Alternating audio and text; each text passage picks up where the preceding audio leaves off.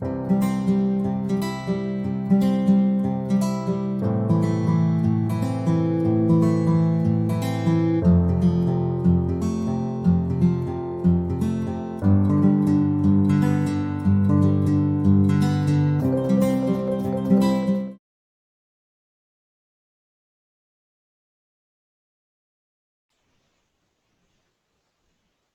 बच्चे, तो हम on destroying book lesson number 5 उसको हमने स्टार्ट किया हुआ था। और कल हमने ये देखा कि किस तरह से जो राइटर है, जो वो किताबें फेंकने के लिए वहाँ पर आया है, जो नरेटर है, जो कहानी सुनाने वाला है, वो हमें ये बता रहा है कि आहिस्ता आहिस्ता उसका जो टास्क, जिसको उसने बिल्कुल आसान समझा था कि किताबें उसने बोरी में डाली और उसने कहा कि जाऊंगा और दरिया में फेंक दूंगा आधी रात के वक्त, वो टास्क आहिस्ता आहिस्ता उसको मुश्किल लग रहा था। जैसा कि उसने एक पुलिस वाले को देखा और पुलिस वाले ने उसे शक की नज़रों से देखा। तो वो कहता है कि खौफ जो आम तौर पर पुलिस अगर आपको शक की नज़रों से देखे तो आपके अंदर जो पैदा होता है वो उसके अंदर पैदा हो रहा था। एंड ही वाज थिंकिंग कि अगर मैं पकड़ा गया तो हो सकता है, या पकड़ने से पहले पुलिस को ये शक गुजरे कि मैंने इस सैक के अंदर जो स्टोरन गुड्स हैं वो डाली हुई हैं। तो अभी तक तो सैक उसके पास थी and he could bear investigation, वो कहता है कि वो कर लेगा, गो के उसमें सारे फर्स्ट एडिशन थे। लेकिन आम तौर पर ये समझा जाता है कि किताबें एक बोरी में भर के कोई चोरी नहीं करेगा। तो वो कहता है कि आई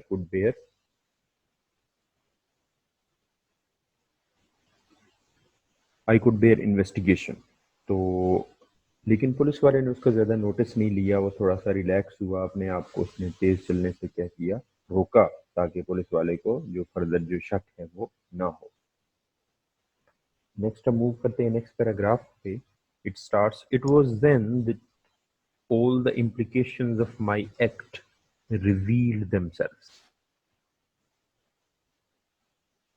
और वो कहता है कि जब ये सब कुछ हुआ ना, पुलिस वाले ने मुझे देखा और मैं उसके पास से गुजरा और उसने मुझे शक की नज़रों से देखा, तो उस वक्त जो मेरा जो ये जो एक्ट था, काम था, सरगर्मी थी, एक्टिविटी थी, ये जो मेरा एक्शन था, उसकी जो इम्प्लीकेशंस थी। okay?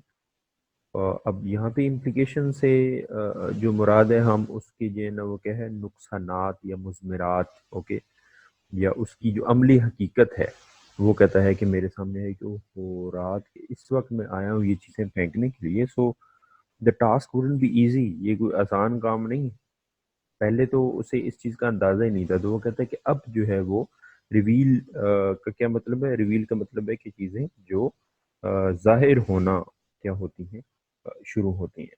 तो वो कहते हैं कि उस वक्त जो है वो बेनकाब होना जब चीज़ें शुरू होती हैं, या वो अपने आप को डिस्क्लोज करती हैं या एक्सपोज करती हैं। तो वो कहता है कि उस वक्त मेरे सामने ये सब होना शुरू हुआ कि अच्छा, this wouldn't be easy, so I have been considering it quite easy, but this wouldn't be easy, like रात के इस वक्त मैंने एक बोरी उठाई हुई है, आधी रात का वक्त है, तो वो उसके एक्शन को किसी भी तरह से कुछ भी समझा जा सकता है। तो वो जो एक्शन जिसको वो आसान समझ रहा था, वो एक्शन उसके लिए अब आहिस्ता आहिस्ता मुश्किल होता जा रहा है, क्योंकि उससे पहले उसने प्री मेडिटेशन नहीं की थी कि मैं जब रात के 12 बजे एक बोरी में किताबें उठा के लेके निकलूंगा तो उसके क्या क्या इंटरप्रिटेशन हो सकती हैं जो मुझे देखेगा बंदा। सो I leaned against the parapet and looked down into the faintly luminous swirls of the river। तो ये जो पैरापेट होता है, ये इसको हम आमतौर पे जो मंडेर है, ओके, या एक हिफाजती जो वो बंद होता है या हिफाजती जो रुकावट होती है, उसको हम पैरापेट बोलते हैं।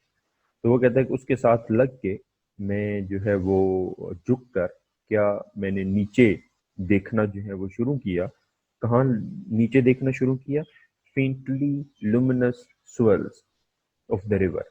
तो स्वेल्स किसको कहते हैं? स्वेल्स जो हैं वो भंवर को कहते हैं, ठीक है। ये जो पानी का जो ट्विस्ट कर रहा होता है, चक्राव पानी को जो आ रहा होता है, उस उन स्वेल्स को देखा। और लुमिनस का मतलब होता है ग्लोइंग, रेडिएंट, ब्राइट, लुमिनस, चमकती हुई। और फेंटली का मतलब क्या होता है? फेंटली का मतलब होता है डिमली, डिमली या फीबली, डिमली। तो फेंटली, स्लाइटली वेव इसका मतलब कर सकते हैं, slightly, dimly, okay, faintly, okay, के जो मध्यम, हल्की हल्की सी मध्यम तरीके से जो है वो पानी की जो स्वर्ल्स हैं, जो चक्कर है पानी का, जो भंवर है, वो वो चमक रहा था। तो वो कहता है कि मैंने हिफाजती जो बंद था उसके साथ लग के नीचे झुक के देखा कि किस तरह से जो दरिया के जो भंवर थे वो हल्के हल्के रोशन थे, इनके हल्की हल्की उनमें रोशनी जो है वो दिखाई दे रही थी। Suddenly I heard a step near me, और अचानक मैंने अपने पास एक कदमों की आवाज सुनी। अब यहाँ पर वो अभी देख ही रहा था, अभी उसने अपनी सैक को फेंका नहीं है, वो देख ही रहा था। तो अचानक कदमों की आवाज, रात के वक्त है, कदमों की आवाज उसने सुनी। Quite automatically I spring back from the wall. Okay, so quite automatically I spring back from the wall. तो अब यहाँ पर वो जो अचानक से, ठीक है, क्वाइट ऑटोमेटिकली मीन्स कि अचानक से जो है वो मैं स्प्रिंग बैक, ओके, पीछे की तरफ उछला, ऐसे जैसे कि कोई कोई झटका सा लगता है, एक पीछे की तरफ में क्या है, उछला। तो कहाँ से?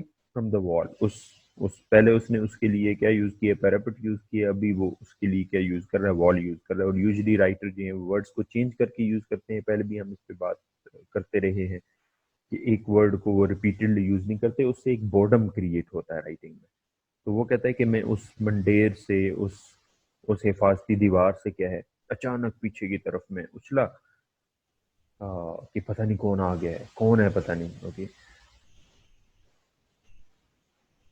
And begin walking on with. और फिर उसके साथ साथ मैंने चलना शुरू कर दिया। मीन्स कि वो जैसे पुल के ऊपर आप खड़े होते हैं और वहां पे जो बाढ़ है, ओके, जो फसील सी बनी हुई है, जो दीवार है, उसके पास से मैंने, उसके पास से मैं निकला, उसके पास से मैं उछला, उछला उछला, उछल के पीछे हटा, और उसके साथ साथ मैंने चलना क्या कर दिया, शुरू कर दिया।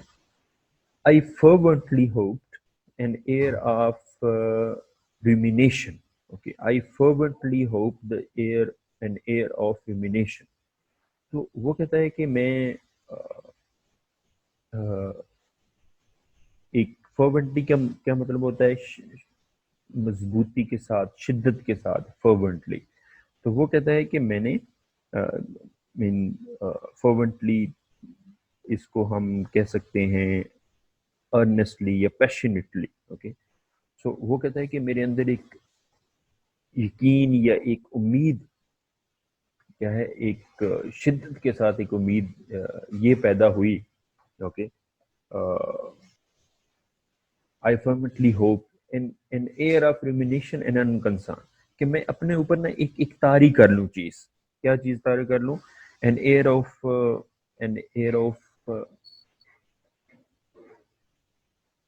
रुमिनेशन।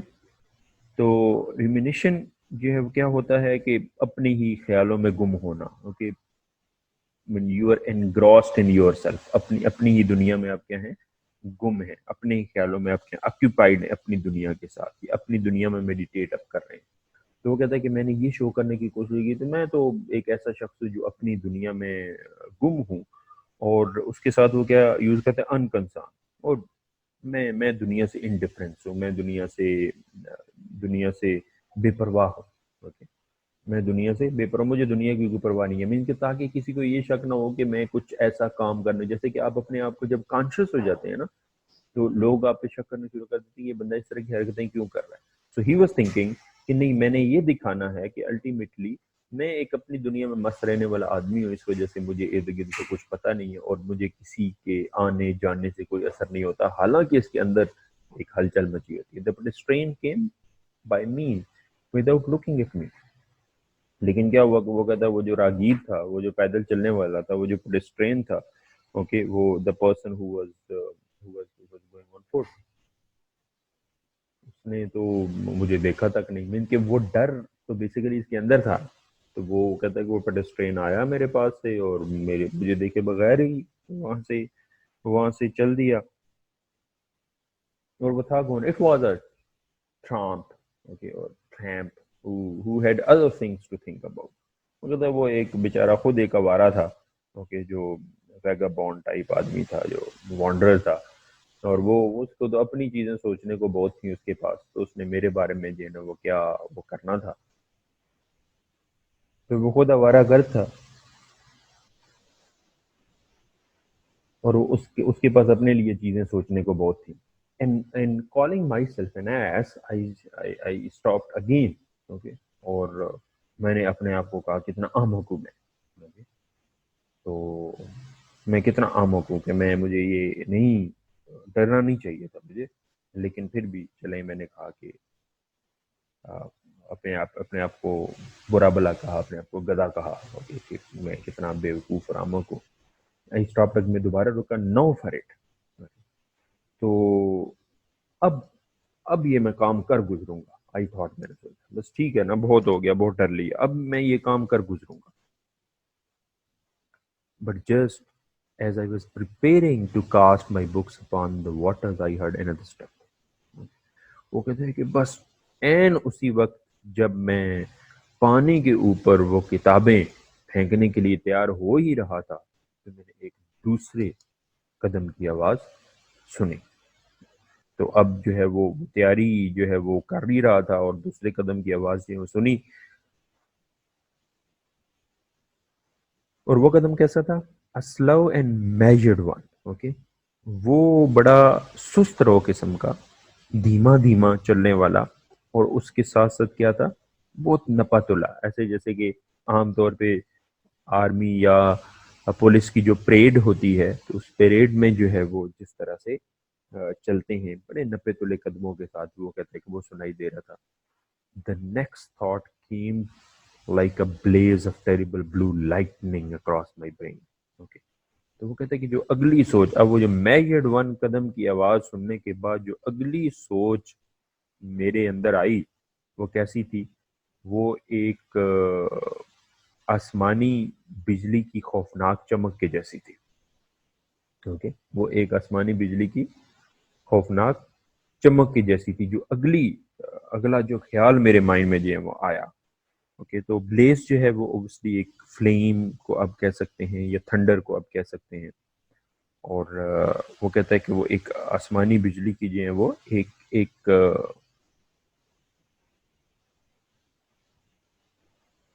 आसमानी बिजली की एक चमक, उनकी जो अचानक से आपके माइंड में जो आती है, तो terrible blue lightning cross my brain, मेरे जहन में आया। और वो क्या था? What about the splash?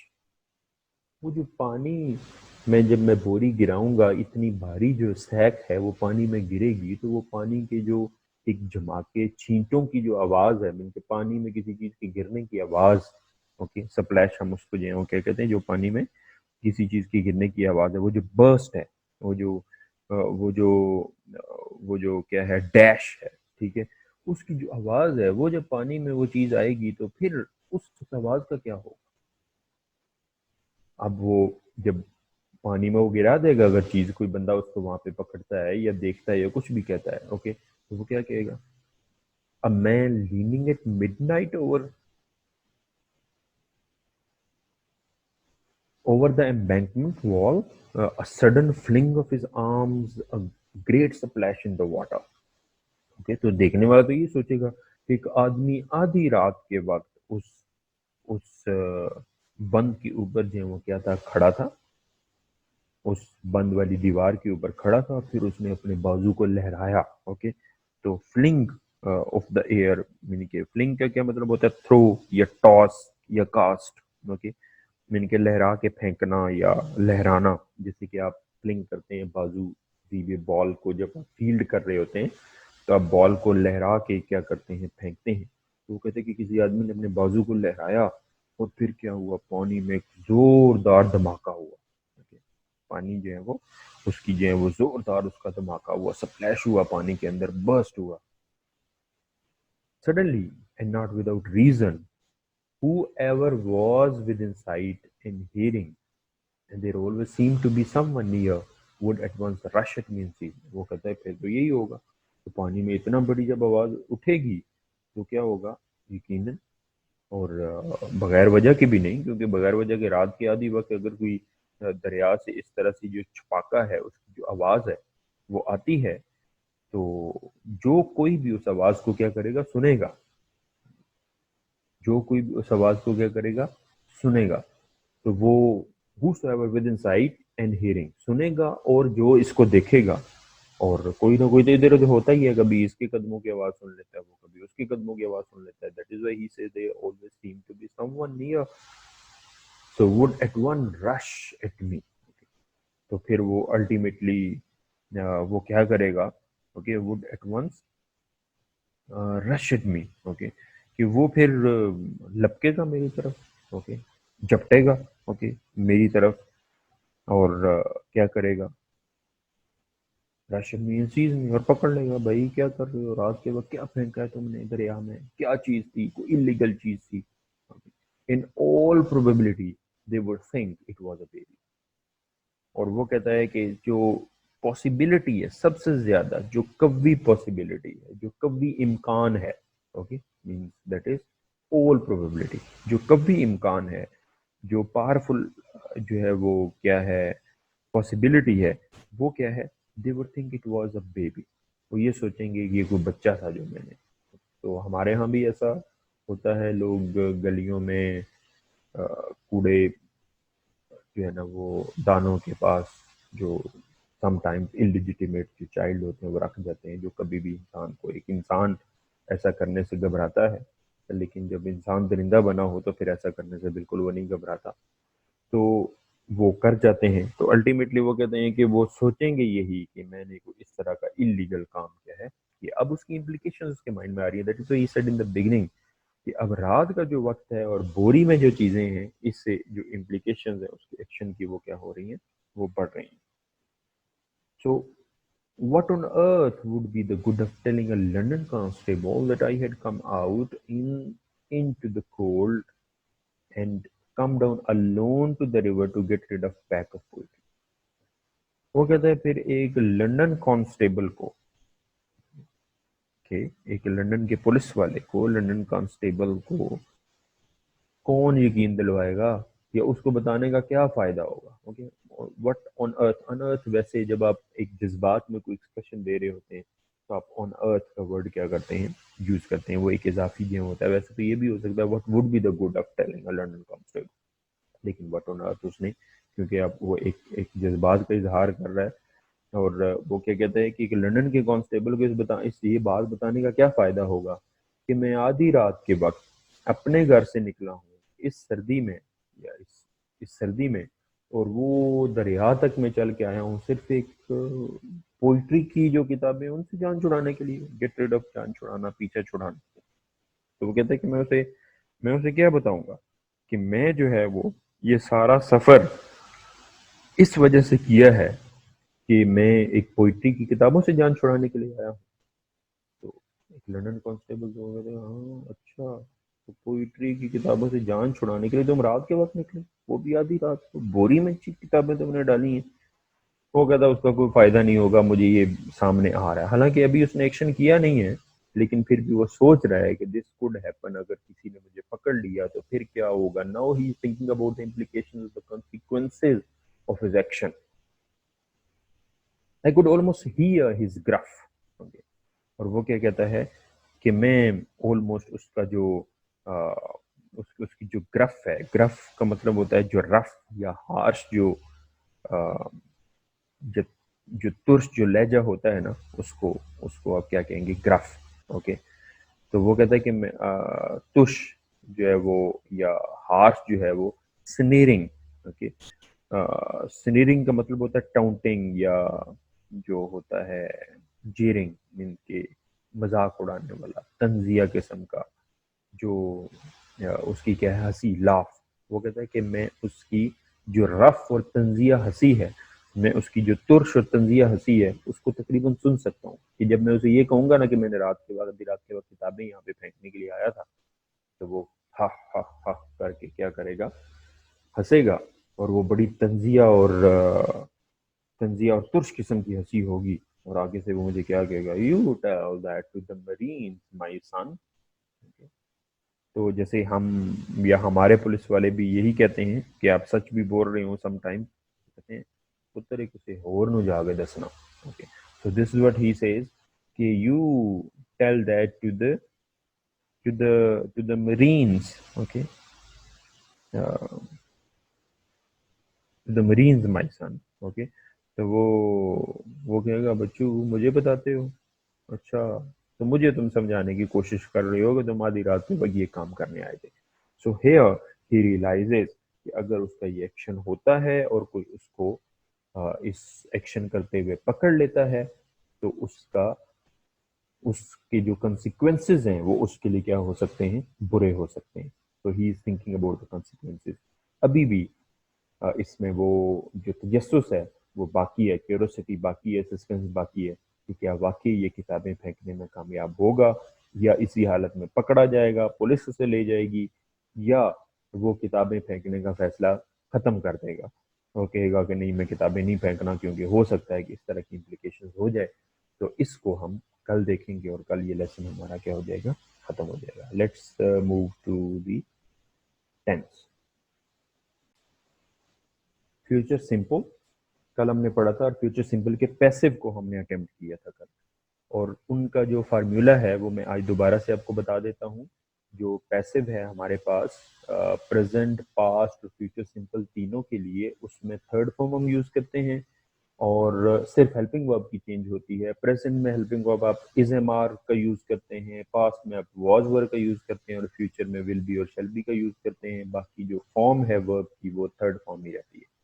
अब उनमें और कंटिन्यूअस में या प्रोग्रेसिव जो टेंस है उसमें एक बारीक सा फर्क है, और वो बारीक सा फर्क लाने से एक सेंटेंस के स्ट्रक्चर के अंदर you just jump from simple to continuous, और उसमें कोई भी इम्प्लीकेशंस नहीं है। That is why most of the time से कि जो फार्मूलाज हैं, जो स्ट्रक्चर्स हैं सेंटेंस बनाने के, वो कंटिन्यूअस सॉरी जो पैसिव में है वो कंपैरेटिवली एक्टिव से ज़्यादा आसान है। तो आज हम स्टार्ट करेंगे प्रेजेंट कंटिन्यूअस और उसका पैसिव, प्रेजेंट कंटिन्यूअस।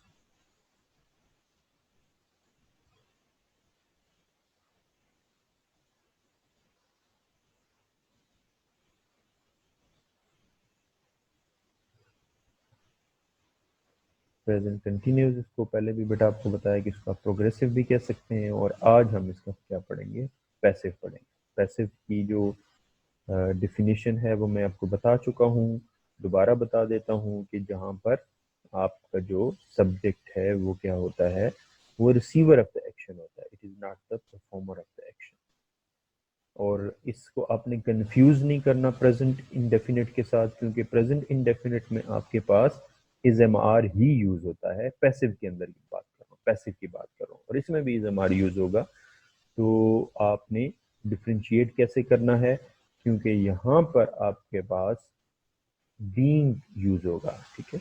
क्योंकि जो कंटिन्यूस की अपनी जो रिक्वायरमेंट है वो क्या है कि कंटिन्यूस के साथ क्या आना चाहिए, वर्ब की फर्स्ट फॉर्म के साथ आईएनजी, और बी वर्ब की फर्स्ट फॉर्म में आईएनजी हमने उसके साथ लगा दिया तो बीइंग आ गया। और उसके बाद आपने क्या लगानी है, थर्ड फॉर्म आपने यूज करनी है, और फिर उसके बाद आपके पास आ जाएगा by plus agent, that is optional. तो दोनों में डिफरेंस क्या आया, प्रेजेंट सिंपल और प्रेजेंट कंटिन्यूस में सिर्फ एक बीइंग का डिफरेंस है। बस वो बीइंग आप लगाएंगे तो आप एक जो टेंस है उससे क्या करेंगे, दूसरे में आप जंप कर जाएंगे, एक से दूसरे में आप जो है वो जंप कर जाएंगे, और आपको इसमें किसी भी तरह के कोई भी जो मसाइल हैं वो नहीं होंगे। तो बीइंग लगाने से अगर आप एक टेंस से दूसरे टेंस में अगर आप जंप जो है वो कर रहे हैं, so that is that is quite that is quite easy. तो इसमें उसी सेंटेंस को हम सेंटेंस में एक इस वजह से लेके चलता हूँ कि आपको वो स्ट्रक्चर समझने में क्या हो, आसानी हो। जो लास्ट सेंटेंस लिखा था, हमने क्या लिखा था? Okay, that was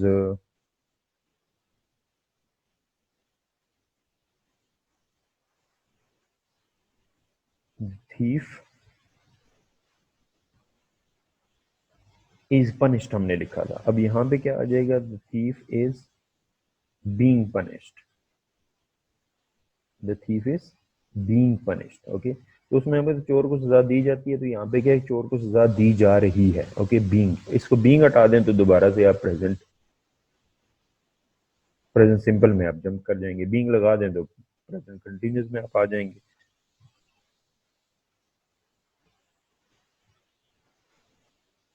books are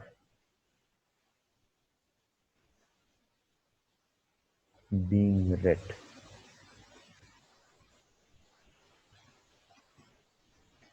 trees are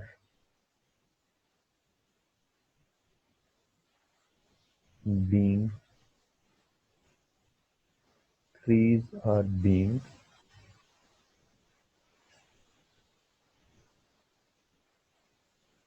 planted। Okay, दरख्त लगाए जा रहे हैं, किताबें पढ़ी जा रही हैं। ओके, सो ये इसमें बेटा जो नेगेटिव आप बनाएंगे इज, जो आपके पास है इज, उसके बाद नॉट लगा देंगे। The thief is not being punished, books are not being read, trees are not being planted. और उसमें जब इंट्रोगेटिव बनाएंगे तो इज स्टार्ट में आ जाएगा, is the thief being punished, are the books being read, और आर ट्रीज बीइंग प्लांटेड। तो ये आपके पास इंट्रोगेटिव का जो स्ट्रक्चर है वो आ जाएगा। तो बेसिक इसमें कोई बहुत बड़ा आप कह सकते हो कि चेंज नहीं है, और डिफिकल्टी भी इसके अंदर नहीं है। तो इसके सेंटेंसेस बेटा लिख लें। सेंटेंसेस में फर्स्ट सेंटेंस लिखें आप, गोश्त का कीमा बनाया जा रहा है। गोश्त का कीमा बनाया जा रहा है। तो गोश्त के लिए आप मीट यूज करते हैं, और कीमा बनाने के लिए आप क्या यूज करेंगे? कीमा बनाने के लिए आप यूज करेंगे मिंस्ड, मिंस्ड मीट और मिंस्ड। नेक्स्ट, उसकी शादी धूमधाम से रचाई जा रही है या मनाई जा रही है? ओके, मनाई जा रही है। तो मनाने के लिए तो आप पहले भी लिखते रहे हैं वर्ड्स, तो हम धूमधाम से हम क्या यूज करेंगे? With pump and show, pump and show. Next, इस मामले में मुझे एतमाद में नहीं लिया गया है। इस मामले में मुझे एतमाद में नहीं लिया गया है। Okay, take into confidence, take into confidence, एतमाद में लेना, टेक इनटू, और टेकन उसकी थर्ड फॉर्म आ जाएगी। टेक इनटू कॉन्फिडेंस, उसके अच्छे तर्ज अमल की तारीफ की जा रही है। उसके अच्छे तर्ज अमल के लिए आप मैनर्स यूज कर सकते हैं, और बिहेवियर आप यूज कर सकते हैं। तो तारीफ के लिए आप क्या यूज करेंगे? Praise, praise.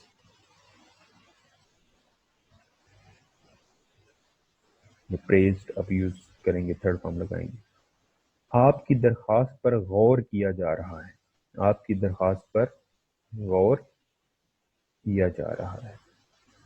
तो गौर करने के लिए हम यहाँ पे क्या यूज करेंगे? कंसिडर या कंसिडर्ड, कंसिडर्ड, गौर किया जा रहा है। मुल्क में हफ्ता शजरकारी मनाया जा रहा है। ठीक है, तो ये ऑब्वियसली हमारा अभी भी ये वो चल रही है, जो ड्राइव है, जो ट्रीज लगाने की, आप भी ट्रीज अपने इर्द गिर्द जो है वो लगाएं, क्योंकि हमारा मुल्क दुनिया में अगर पर पर्सन के हिसाब से अगर ट्रीज की तादाद देखें तो उसमें हम बहुत पीछे हैं, जिसकी वजह से हम कुछ डिजास्टर्स का सामना कर भी रहे हैं और कर भी सकते हैं।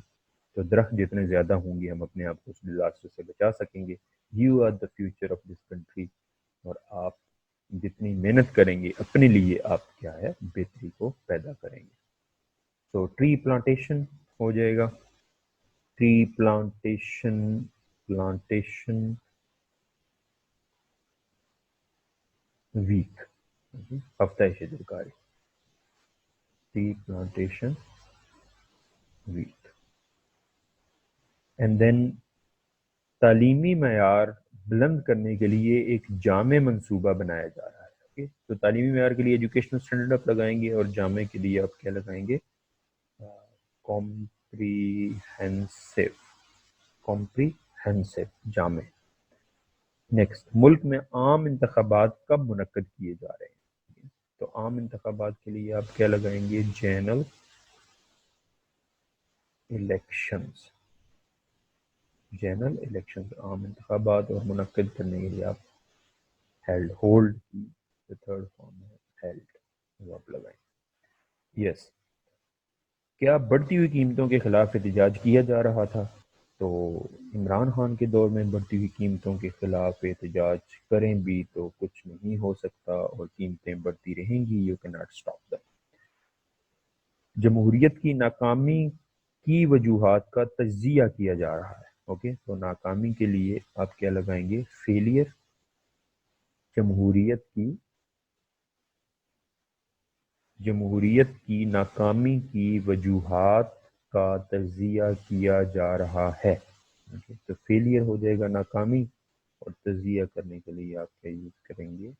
एनालाइज। ओके बेटा, ये हो गया आपके पास प्रेजेंट कंटिन्यूस, इसका जो पैसिव है उसके सेंटेंसेस और उसकी जो प्रैक्टिस है वो आपके पास आ गई। और नेक्स्ट जो हमारे पास हैं वो क्या है? ईडियम्स। और ईडियम्स ऑलमोस्ट हमने 65 के लगभग ईडियम्स हमने कर लिए हैं। ब्रेक द न्यूज तक हमने कल किए थे। हम नेक्स्ट जो है वो आगे हम देखते हैं कि कौन सी ईडियम है हमारे पास। नेक्स्ट है बच्चे हमारे पास idiom break, break down. Okay, और ये रिपीटेडली पेपर में आता है, आपके एग्जाम में आता है, ब्रेक डाउन। ब्रेक डाउन का क्या मतलब होता है? ब्रेक डाउन के बहुत सारे मतलब होते हैं। मीन्स के ब्रेक डाउन का मतलब बेहोश हो जाना भी होता है, सेहत का खराब हो जाना भी होता है, मशीन का खराब हो जाना भी होता है। तो आप जो एक आसान है वो लिख लें, ठीक है। The car broke down on the way, the car broke down on the way, या आप लिख सकते हैं his health broke down due to overwork.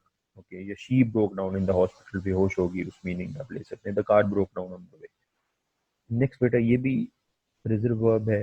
okay, पहले वाला भी फ्रेजल वर्ब था, ब्रेक डाउन। ओके, तो दैट इज ब्रेक इनटू,